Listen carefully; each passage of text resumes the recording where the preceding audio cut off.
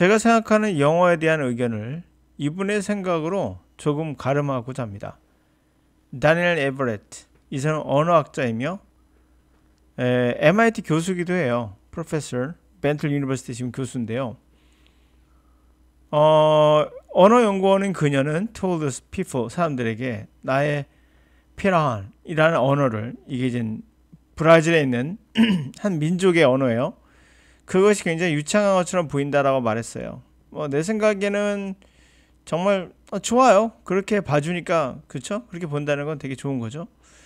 그러나 쉬운 건 아니죠. 언어를 배운다는 게. 어떤 언어를 배운다는 것도 쉬운 건 아니에요. 모든 언어가 어려워요. 난 때때로 사람들이 나에게 물어봐요. What the hardest language to learn? 이거 많죠. 우리가 영어를 일본어보다 또는 가까운 한자 문화권 중국어보다 더 빨리 배울 수 없는 이유는 이거보다 더 가깝지 않기 때문이다 라고 말하는 분들 굉장히 많죠. 이렇게 생각하시면 돼요. 자, 여러분, 여기 지구에 있어요. 여기가 달입니다. 여기가 태양이에요. 지구와 달 거리와 태양의 거리는 여러분이 상상할 수 없을 정도로 멀어요. 그건 무슨 말이냐면, 지구에서 달을 가는 게 어려울까요? 지구에서 대기권에 가는 게 어려울까요? 달에 가는 게 더 어렵겠죠. 그러나 이 거리는 태양에 비하면 어마어마하게 떨어져 있어요. 별 차이가 없다는 거예요. 지구의 달의 거리는 태양의 입장에서 보면은. 다시 말하면 언어라는 게 이와 같은 거죠. 우리 지구에서 대기권이냐 달 정도를 가지고 이게 더 어려워라고, 그러니까 우리가 못하는 거라고 생각한다는 거죠. 당위성을 찾는 거죠. 대기권에 갈 수 있는 것보다, 대기권에 갈 수 있으면 달에도 갈 수 있거든요. 그러나 태양에 가는 건 완전히 또 다른 이야기예요. 그러니까 조금 더 어렵기는 하겠지. 그러나 그렇게까지 별 차이 없다는 겁니다. 이분도 그 말하고 싶었던 거예요. 사람들이 나에게 가장 어려운 언어가 뭐예요? 배우기에. 그러니까 항상 얘기한다죠. 자기는 당신의 언어와 같은 게, 조금 더 같은 게 없다는 거죠. 이게 무슨 말이에요? 다 어렵다는 거예요. 모든 언어가 hard, 어렵다. 왜냐면 그들은, 자, 두 번째 제가 포인트를 잡는 거예요. 첫 번째는 영어는 특별히 어렵다는 생각을 하지 말아라. 별 차이 없다. 큰 차이 안 난다. 라고 드리고요. 그러니까 영어를 완벽히 하니까 완벽히 새롭게 배워야 된다는 그것도 어불선설이다. 우리가 말하는 너무 침소봉대다. 크게. 두 번째는 뭐냐면요. 모든 언어라는 것은 뭘 담고 있습니까? 모든 지식. 전 인구의, 그 인구의 모든 지식이 다 담겨 있다. 문화, 역사, 시사, 그들이 생각하는 어떠한 그런 것들, 모든 것의 총집합이라며. 그리고 또 여기 또 중요한 포인트인데요. 단지 knowing what the verb to use, 문법을 까는 겁니다. 어떤 동사를 이용할까를 아는 거, 그런 거 아니란 거예요. 그 훨씬 그 이상이고, 그리고 어떻게 문장을 만들까, 구문독해 같은 거잖아요. 문법 같은 거 어떻게 문장을 만들까, 패턴 학습 같은 거 얘기하는 거예요.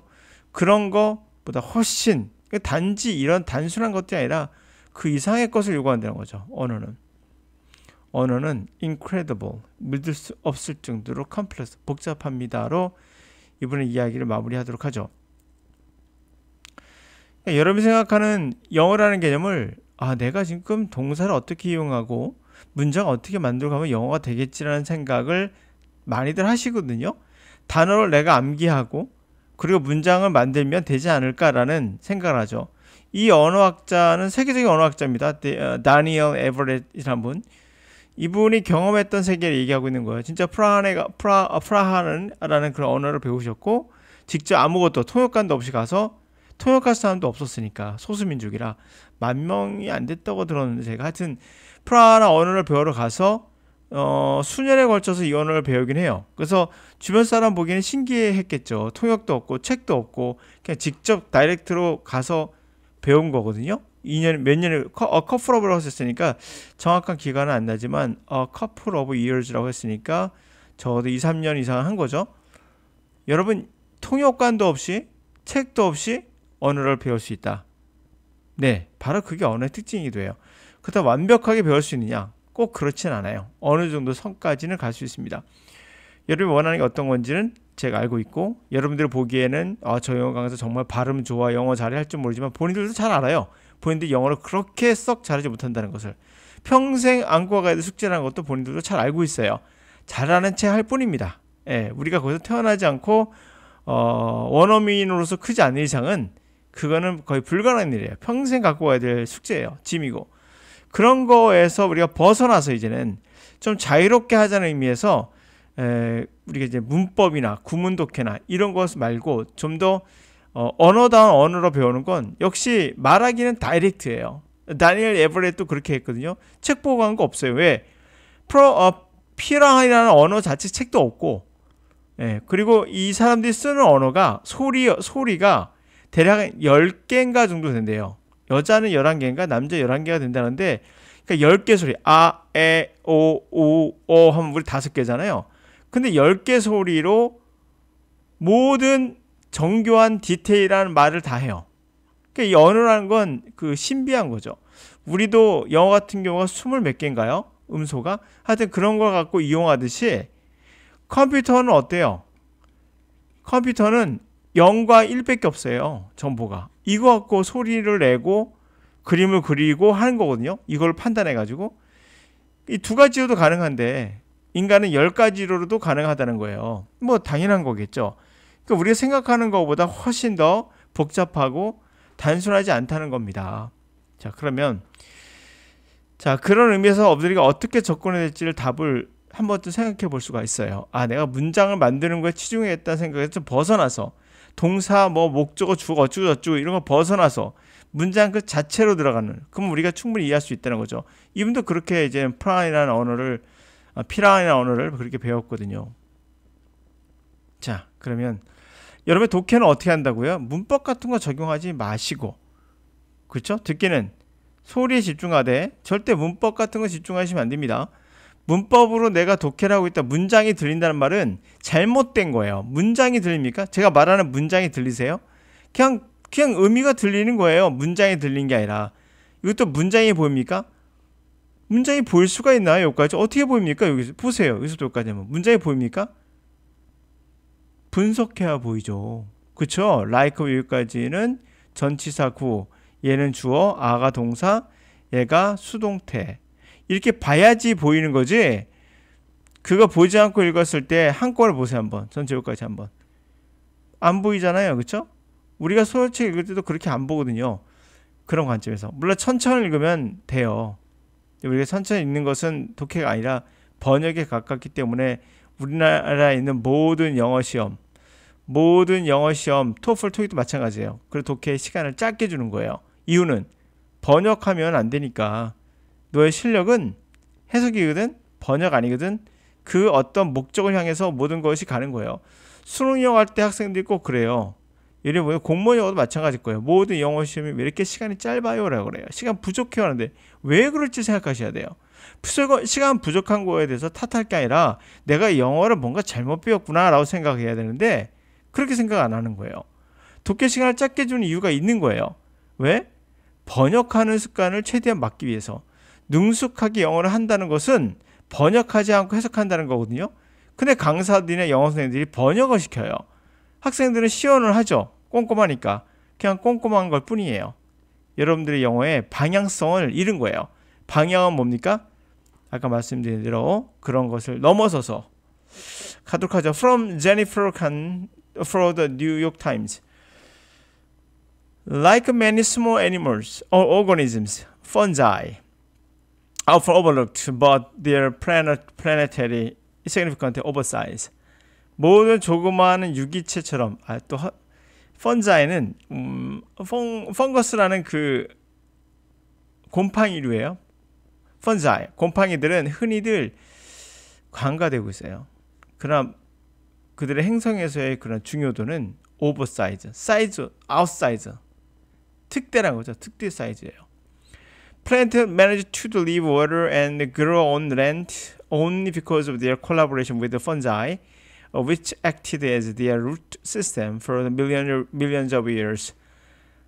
식물이 그럭저럭 어떻게든 간에 물을 떠나서 잘 이렇게 육지에서 성장했죠. 그것은 단지 그들이 협력, 펀자이, 곰팡이와 협력을 했기 때문이에요. 곰팡이는 어떻게 행동합니까? 그들의 무리의 뿌, 루트, 나무의 뿌리 시스템으로서 활동해줘요. 수백만 년간 그래왔습니다. Even today, roughly 90% of plants and nearly all the world trees depend on fungi, which supply crucial minerals by breaking down the rock and other substances. 심지어 오늘날에도 대략 90%의 식물이 그리고 거의 모든 세계의 나무가 이 펀자에 의존하거든요. 그들은 뭘 공급합니까? 중요한 미네랄을 공급해줘요. 뭘 난도질 않아요. 바로 바위를 부수고 그리고 다른 어떤 물질들을 그렇게 막 부숴서 미네랄을 공급해줘요. 분해해서 한마디로. They can also be scourge, eradicating forest and killing humans. 그들은 또한 골칫거리가 될 수도 있어요. 숲을 박멸시키고 인간을 죽이기도 하죠. At times, they even seem to think. 때때로 그들은 그 펀자이, 이 곰팡이류는 심지어 생각하는 것처럼 보여요.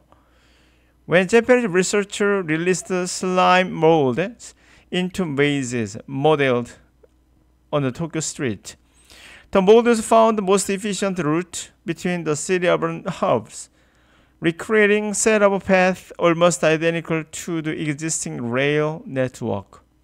일본의 연구가들은요, 슬라임 끈적끈적한 몰드, 곰팡이를 어디에? 미로에 넣었다고 합니다. 도쿄 거리를 모델링한, 다시 말해 그 모델하우스처럼 만든 거죠.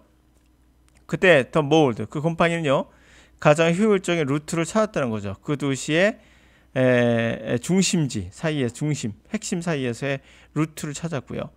그래서 한 세트의 길을 재창조했다는 거죠. 거의 똑같이 현존하는 그러한 레일, 기차 네트워크의 똑같은 형태로 만들었다는 거죠. 하여튼 자, 지금 제가 한 건 뭡니까? 네, 번역을 해드린 거예요. 이거보다 문법적으로 해석하지 않더라도 사실 문장의 의미를 파악한 데는 문법은 거의 필요 없을 정도로 듣기도 마찬가지예요. 문법 적용하시면서 듣는다면 그건 잘못된 듣기예요. 네, 오늘 여기까지. 의미는 들리는 게 아니라 느끼는 거예요. 네, 여기까지.